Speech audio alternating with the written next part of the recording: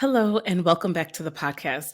I am answering the question that I get asked the most more than anything else. What can be treated in pelvic physical therapy? Well, if you're new around here, my name is Dr. Carrie Roberts, and I am the resident physical therapist here at Marone Pelvic Health. And here on this podcast, I like to talk about a variety of things to educate women and to help us have a more fulfilled life and to stop suffering in silence. Today, we're going to talk about all of the things that can be treated in pelvic physical therapy, and it's a lot. So I'm going to narrow it down to 5 buckets just to kind of keep it simple. So the first main bucket, I'll tell you what the buckets are, and then we'll kind of dive into it a little bit, and then we'll do a little wrap up. So the first main bucket that pelvic physical therapy helps with is any sort of bowel issues. The second bucket is bladder issues. The third bucket is prenatal and postpartum care. The fourth bucket is the sexual issues. And the fifth one is pelvic pain. So those are the 5 major buckets that physical therapy for pelvic health can help with. Now, I will say pelvic health physical therapists are, as I learned from my mentor, she says it well. I want to give credit where credit is due. I heard this first from Nicole Cozine, and I love that.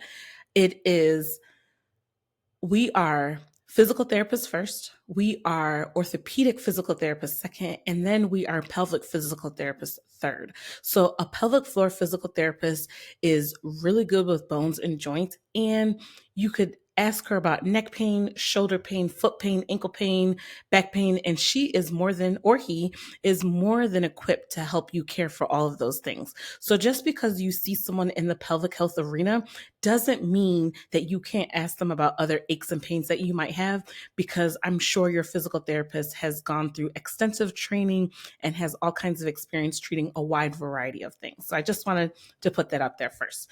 Now let's kind of go into these buckets. The first bucket, which is near and dear to my heart, is bladder issues, bladder dysfunction. So whenever you hear that term dysfunction, it just means when something is functioning in a way that it shouldn't be. It's just not working quite the way we would like it to. Doesn't mean that you're broken, might mean that something just might have to be tweaked.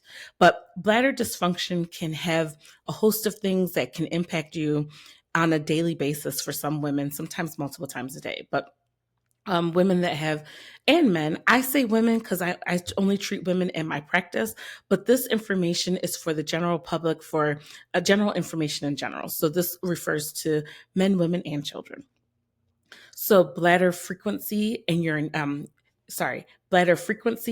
urgency are things that can be addressed in pelvic physical therapy.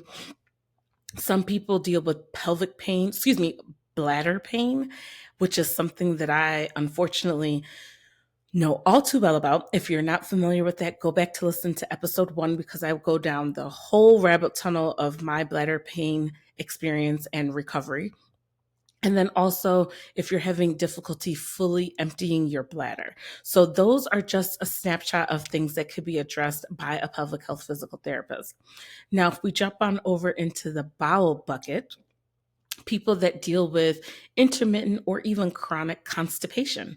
That's something that we can definitely help here in pelvic physical therapy, as well as incontinence. So we can help with incontinence with the bladder, but we can also help with incontinence with the bowels as well.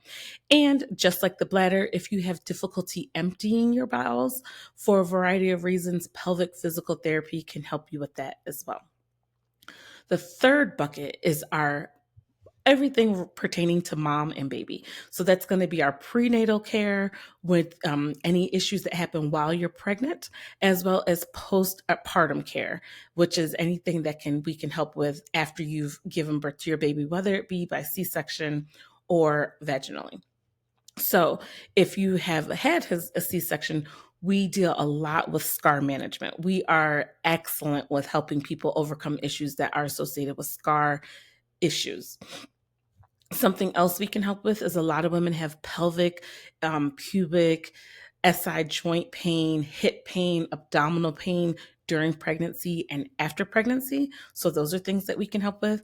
And also, if you've ever heard of the term DRA, I pronounce it diastasis recti, people pronounce medical terminology differently, but it's basically when the abdominal muscle spreads apart when you are pregnant, and then after the pregnancy, it doesn't always come together. You might notice some coning, a little bit of space or gapping in your abdominal wall. That is DRA, and physical therapists with pelvic floor specialty are excellent with treating things like that. Our next bucket is the sexual bucket, or our sexual dysfunction bucket.